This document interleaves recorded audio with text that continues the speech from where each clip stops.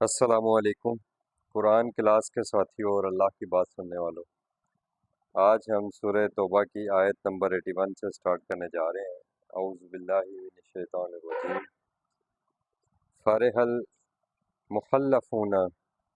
فرحہ فرحت خوشی محسوس کی، مخلفون وہ جو لوگ پیچھے رہ گئے تھے۔ خلیفہ لفظ اسی سے بنا ہے، پیچھے رہ جانے والا یا پیچھے آنے والا یا بعد میں آنے والا۔ بمقعدہم اپنے اپنی جگہ بیٹھے رہنے پر، قعدہ لفظ اسی سے بنا ہے، قعدے کا مطلب ہوتا ہے بیٹھے رہنا۔ بمقعدہم بیٹھے رہنے پر، خلاف رسول اللہ رسول اللہ صلی اللہ علیہ وآلہ وسلم کے حکم کے خلاف جاتے ہوئے جہاد کے لیے نہیں نکلے اور اپنے اپنے گھروں میں بیٹھے رہنے پر، پیچھے رہنے پر خوش ہوئے۔ وَكَرِهُ اور ان کو یہ بات نے کراہت دی، ناگوار گزری ان کو یہ بات، أَن يُجَاهِدُوا کہ وہ جہاد کریں، بِأَمْوَالِهِمْ وَأَنفُسِهِمْ فی سبیل اللہ اللہ کے راستے میں اپنے جان اور اپنے مال کے ساتھ۔ جد و جہد کرنا، جہاد کا مطلب ہے کوشش کرنا۔ بِأَمْوَالِهِمْ وَأَنفُسِهِمْ یعنی مال کا جہاد بھی ہے، اور آپ کا اپنے جان کا، اپنے وقت کا، اپنی صلاحیتوں کو اللہ کے راستے میں کھپا دینے کا نام بھی جہاد ہے۔ اور جنگ جو ہے وہ براہ راست اللہ کے راستے میں قتال ہے۔ قتال فی سبیل اللہ اور جہاد فی سبیل اللہ کی ٹرم میں ایک بنیادی فرق یہ ہے کہ قتال براہ راست جنگ کرنے کا نام ہے، جبکہ جہاد فی سبیل اللہ کا مطلب ہے بِأَمْوَالِهِمْ وَأَنفُسِهِمْ یعنی اپنی جان اور اپنے مال کے ساتھ، اپنے وقت کے ساتھ، اپنی صلاحیتوں کے ساتھ آپ اللہ تعالیٰ کے راستے میں جد و جہد کریں، کوشش کریں۔ جہد سے ہے لفظ جہاد۔ وقالو نہ صرف انہوں نے خود پیچھے رہے غزوہ تبوک میں یہ لوگ، بلکہ انہوں نے لوگوں کو بھی کیا کہا، لا تنفرو مت نکلو تم۔ پیچھے ہم نے لفظ پڑھا تھا نا، انفرو خفافا وثقالا، نکلو اللہ کے راستے میں ہلکے ہو یا بوجھل، یعنی جب رسول اللہ صلی اللہ علیہ وسلم کا حکم آ جائے اور جب اولو الامر کا حکم آ جائے کہ جہاد کے لیے نکلو، قتال کے لیے نکلو، جنگ کے لیے نکلو، تو پھر جنگ فرض ہوتی ہے، پھر آپ پیچھے نہیں رک سکتے۔ تو محمد رسول اللہ صلی اللہ علیہ وسلم نے جب مومنوں کو کہا، جن میں نام نہاد مسلمان شامل تھے لیکن وہ دراصل منافقین تھے، آج کے رکوع میں انہی منافقین کے متعلق پھر زبردست قسم کی اللہ تعالیٰ نے ان کے اوپر جو ہے وہ ساری یہ جس کو کہتے ہیں نا چارج شیٹ لگائی ہے۔ اور ابھی آپ دیکھیں کہ پہلے اللہ تعالیٰ ان کا جرم بتا رہے ہیں اور بعد میں ان کی سزا بھی بتائیں گے۔ انہوں نے کیا جرم کیا کہ انہوں نے وقالوا لا تنفروا فی الحر کہ اس شدید گرمی میں مت نکلو اللہ کے راستے میں قتال کرنے کے لیے رسول اللہ صلی اللہ علیہ وسلم کے ساتھ۔ کل اے نبی صلی اللہ علیہ وسلم آپ ان سے پوچھئے، نار جہنم اشد حرا کیا جہنم کی جو آگ ہے وہ اس گرمی سے زیادہ سخت نہیں ہے؟ تمہیں کیا ہو گیا ہے؟ تمہیں سمجھ کیوں نہیں آ رہی کہ تم نے دنیا کی زندگی اور اس کی نعمتوں کو، اس دنیا کو ہی اپنے لیے سب کچھ سمجھ لیا، جبکہ وَلَلْآخِرَةُ خَيْرٌ وَأَبْقَىٰ آخرت خیر ہے، بہترین جگہ ہے، بہترین ہے اور باقی رہنے والی جگہ ہے۔ یہ دنیا کی وقتی جو لذتیں ہیں اور وقتی جو آزمائشیں ہیں اور وقتی جو نعمتیں تمہیں لگتی ہیں وہ حتمی نہیں ہے، وہ باقی رہنے والی نہیں ہے۔ تو کیا تم اس جہنم کی آگ کو بھولے ہوئے ہو؟ لو کانوا یفقہون کاش اس بات کے اوپر سوجھ بوجھ کرتے، غور و فکر کرتے، سمجھتے اس بات کو، لیکن اس بات کو نہیں سمجھا، تو پھر اللہ تعالیٰ نے اس دنیاوی جو فائدے ہیں اور دنیاوی جو چیزیں ہیں اس کے اوپر اللہ پاک فرما رہے ہیں فَلْيَضْحَكُوا، بس ہنسو، خوش ہو، قلیلاً، بہت تھوڑا سا۔ وہ جو سکون سمجھتا ہے نا انسان کہ میں اپنے کمفرٹ زون سے باہر نہ نکلوں، فجر کی نماز ہمیں کمفرٹ زون سے باہر نہ نکلنے کی وجہ سے ہی تو ہم چھوڑ دیتے ہیں۔ اللہ کے راستے میں قتال کرنا، شدید گرمی، جان اور مال کے ساتھ جہاد کرنا، اپنی صلاحیتوں کو لگانا، اپنے وقت کو کھپانا، اپنے مال کو خرچ کرنا اللہ کے راستے میں، اپنی جان کو کھپانا، یہ اگر ہم اس سے نہیں کریں گے اور خود کو ایک کمفرٹ زون میں لے کر آئیں گے تو اللہ تعالیٰ کہہ رہے ہیں کہ فَلْيَضْحَكُوا قَلِيلًا، یہ جو تمہاری خوشی ہے یہ وقتی ہے، بہت تھوڑی ہے، وَلْيَبْكُوا كَثِيرًا، اور یہ یاد رکھو کہ تم بعد میں کیا کرو گے، رو گے، آخرت میں پھر تم بہت سا رو گے۔ جزاء بما كانوا یکسبون، اور وہ جو تمہارا وہاں پر چلانا اور رونا ہوگا نا، وہ تمہارے اپنے کیا دھرا ہے، یکسبون جو کسب کرتا ہے انسان، جو کماتا ہے اپنے ہاتھ سے جو کام کرتا ہے اس کو کسب کہتے ہیں۔ تو بھائی تمہارے اپنے ہاتھ کا کیا دھرا ہے جس وجہ سے تمہیں وہ عذاب ملے گا۔ فَإِن رَجَعَكَ اللَّهُ إِلَىٰ طَائِفَةٍ مِّنْهُمْ، اور اگر کسی گروہ کے ساتھ تمہارا اللہ کی طرف سے ایک مقابلہ ہو جائے، فَاسْتَأْذَنُوكَ لِلْخُرُوجِ، تو یہ تم سے نکلنے کی اجازت طلب کریں، فَقُلْ لَن تَخْرُجُوا مَعِيَ أَبَدًا، تو پھر آپ بھی ان کو کہہ دیں کہ خبردار میرے ساتھ نکلنے کی تمہیں ہرگز کوئی ضرورت نہیں ہے۔ وَلَن تُقَاتِلُوا مَعِيَ عَدُوًّا، اور دشمن کے ساتھ میرے ساتھ چل کر مقابلہ کرنے کی تمہیں قتال کرنے کی ضرورت نہیں ہے۔ اِنَّكُمْ رَضَيْتُمْ بِالْعُقُودِ أَوَّلَ مَرَّةٍ، کیونکہ تم نے ترجیح اس بات کو دی کہ تم قتال کے لیے نہ نکلو، تو پھر اب بھی نکلنے کی کوئی ضرورت نہیں ہے، یعنی اللہ تعالیٰ نے ایکسیپٹنس ہی ان کی ختم کر دی اپنے پاس سے۔ اور اس کو کیا کہتے ہیں؟ اللہ کی رحمت سے دوری۔ جب انسان اللہ تعالیٰ کے احکامات کو نظر انداز کر دیتا ہے نا، یہ معمولی بات نہیں ہو رہی۔ یہاں پر یہ کہا جا رہا ہے کہ وہ تم سے اجازت طلب کریں گے کہ ہم بھی آپ کے ساتھ جہاد میں آتے ہیں، تو اب آپ ان کو کہیں کہ نو، جاؤ، پہلے تم نہیں آئے اب بھی نہیں آؤ، قبول ہی نہیں کیا جا رہا۔ اسی طرح ایک آیت ہے قرآن میں کہ جب قیامت کے دن انکار کرنے والوں کو سجدے کے لیے بلایا جائے گا تو وہ سجدہ نہیں کر سکیں گے، کیونکہ وہ دنیا میں سجدے کے لیے جب بلائے جاتے تھے تو پھر وہ سجدہ نہیں کرتے تھے، وہ سجدہ کرنا چاہیں گے بھی تو وہاں سجدہ نہیں کر سکیں گے، کیونکہ اللہ تعالیٰ نے ان کو قبول ہی نہیں کیا۔ اول مرتين فاقعدوا مع الخالفین، تو پھر اب بھی تم پیچھے رہنے والوں کے ساتھ بیٹھے رہو نا، یعنی یہ جو اللہ تعالیٰ کی طرف سے دعوت ہوتی ہے، پکار ہوتی ہے، حی علی الصلاۃ کی پکار ہمیں دن میں 5 دفعہ ہوتی ہے اور ہم بیٹھے رہتے ہیں، تو جب اللہ تعالیٰ نے ہمیں یہ پکارنا، یہ اللہ کی طرف سے آواز لگائی جا رہی ہے نا، ندا دی جا رہی ہے، یہ اللہ تعالیٰ کی طرف سے دی جا رہی ہے اور اللہ تعالیٰ کی طرف بلایا جا رہا ہے اور فلاح کی طرف بلایا جا رہا ہے، تو جب ہم اس کو اگنور کرتے ہیں تو پھر اللہ تعالیٰ بھی کہتا ہے کہ جس طرح تم نے نسوا اللہ فانساہم انفسہم، جس طرح تم نے اللہ کو بلائے رکھا، اب اللہ تمہیں یہاں اپنا آپ بلا دے گا، پھر تم دنیاوی معاملات میں ایسا کھو جاؤ گے کہ تمہیں اپنی بھی ہوش نہیں رہے گی،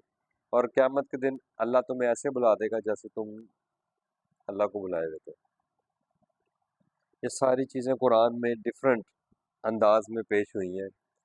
یہ باتیں وہی ہیں کہ اللہ کے حکم پر لبیک کہنا ہے۔ اللہ نے کہا ہے نا کہ کائنات کی ہر چیز اللہ کے حکم کی پیروی کر رہی ہے، طوعاً و کرہن، یا خوشی سے یا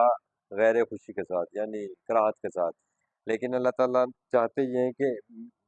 محبت میں ان لوگوں سے کرتا ہوں جو میری طرف جھکے ہوئے دل کے ساتھ آتے ہیں، تابعداری کے ساتھ آتے ہیں، ہر وقت ان کے دل اللہ تعالیٰ کی اطاعت اور فرما برداری میں جھکے رہتے ہیں، قائل رہتے ہیں۔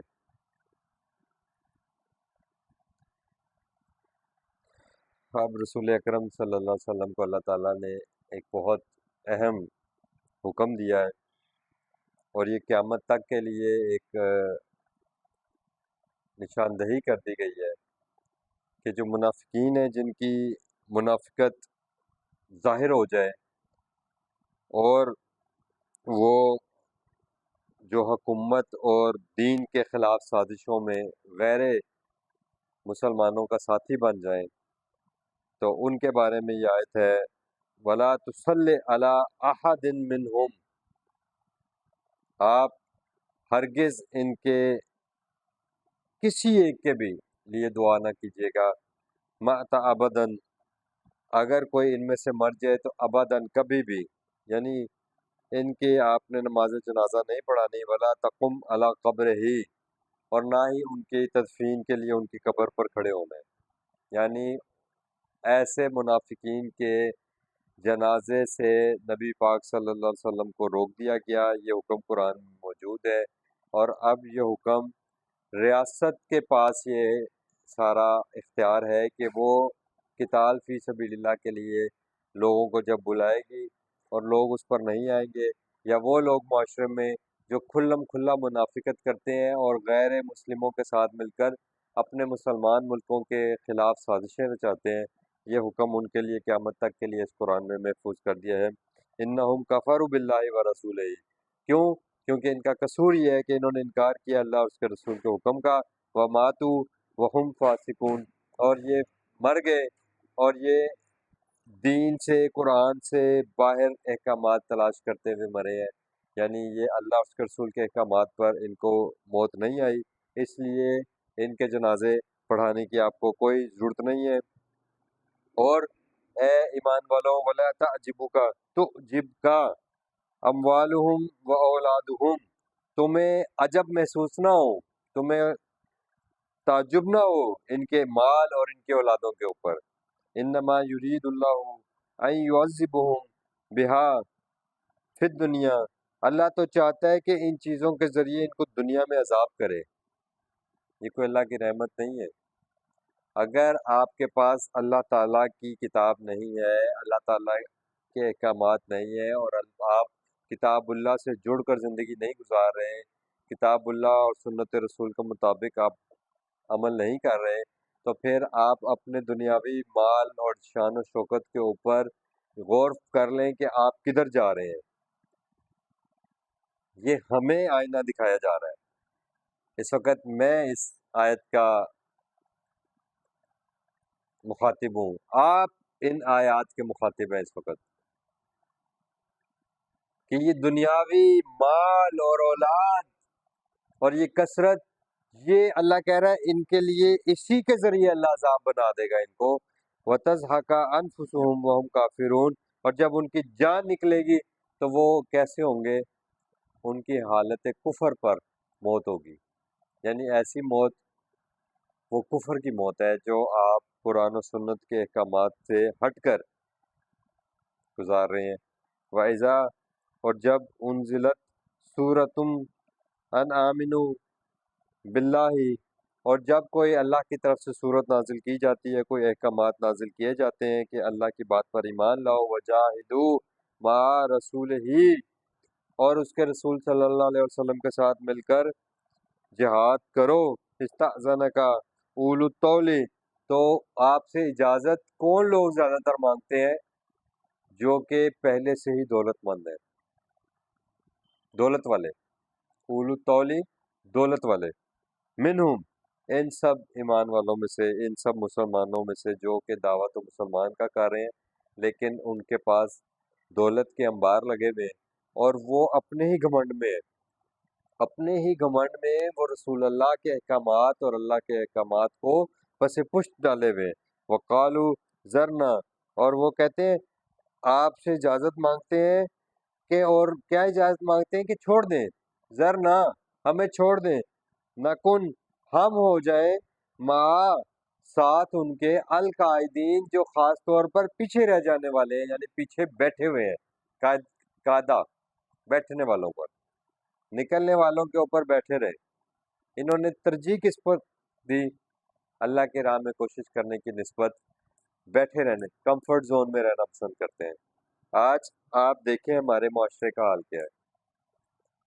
جیسے ہی آپ کسی کو قرآن کی دعوت پیش کریں نا، تو زیادہ تر لوگ تو اس دعوت کو قبول نہیں کرتے، سوری ٹو سے، لیکن اگر کوئی قبول کر بھی لے نا تو وہ کہتا ہے ٹھیک ہے، مجھے بات آپ کی سمجھ آ گئی، لیکن آپ کیوں خام خواہ ان باتوں کو لے کر لوگوں کو بتا رہے ہیں؟ کیا ضرورت پڑی ہے؟ کیا ضرورت ہے؟ بس ٹھیک ہے، سمجھ آ گئی ہے، بس ٹھیک ہے۔ یعنی وہ کمفرٹ زون میں رہنا پسند کرتے ہیں۔ یہ کمفرٹ زون میں رہنے والی کتاب نہیں ہے، یہ دنیا کی زندگی، یہ وقت کمفرٹ زون میں گزارنے والا وقت نہیں ہے،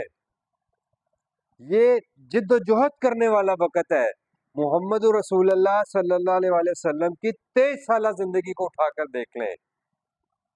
کون سا لمحہ آپ کو ایسا محسوس ہوتا ہے کہ رسول اللہ صلی اللہ علیہ وسلم نے کمفرٹ زون میں رہنا پسند کیا ہو؟ کبھی دن نہیں دیکھا، کبھی رات نہیں دیکھی، کوئی رات رسول اللہ صلی اللہ علیہ وسلم کی زندگی کی ایسی نہیں ہے جس میں رات کو کھڑے ہو کے آپ صلی اللہ علیہ وسلم نے اس قرآن کے ساتھ جہد نہ کی ہو، جس کو اللہ تعالیٰ نے تہجد کہا ہے۔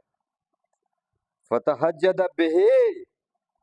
آپ جہد کریں اس قرآن کے ساتھ راتوں کو جا کر، نافلۃ لک، یہ آپ کی اضافی ذمہ داری ہے نبی صلی اللہ علیہ وسلم، اور دن کو تو آپ کو اس قرآن کو انسانیت تک پہنچانے کے لیے بے شمار جد و جہد اور کوشش اور ایفرٹس کرنی پڑتی ہیں اور نکلنا پڑتا ہے۔ کہاں نظر آ رہی ہے محمد رسول اللہ صلی اللہ علیہ وسلم کی زندگی میں کوئی ایسا وقت 23 سالہ نبوت کی زندگی میں کہ جب انہوں نے کاروبار کو، بچوں کو، فیملی کو اور ان ساری چیزوں کو لے کر سوچا ہو کہ بس ٹھیک ہے اب میں ادھر رہتا ہوں، یہ اللہ کا کلام تھا، اللہ کی بات تھی، مجھ تک پہنچ گئی، انف، اٹس ناٹ انف، یہ انف نہیں ہے۔ محمد الرسول اللہ صلی اللہ علیہ وسلم سے بڑھ کر کوئی ہستی نہیں ہے دنیا کے اندر۔ جب اس کتاب کے آنے کے بعد وہ